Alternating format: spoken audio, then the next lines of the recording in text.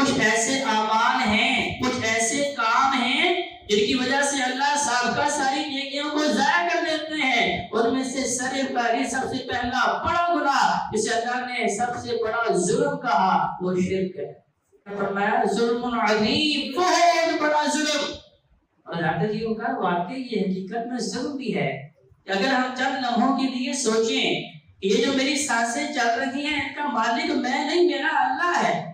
میری نگاہیں جو دیکھ رہی ہیں ان کا مالک میں تو نہیں، میرا اللہ ہے۔ میرا دل دھڑک رہا ہے اس کا مالک میں تو نہیں، میرا اللہ ہے۔ میں جو ہوا کے اندر مجھے آکسیجن مل رہی ہے اس کا مالک میں نہیں، میرے اختیار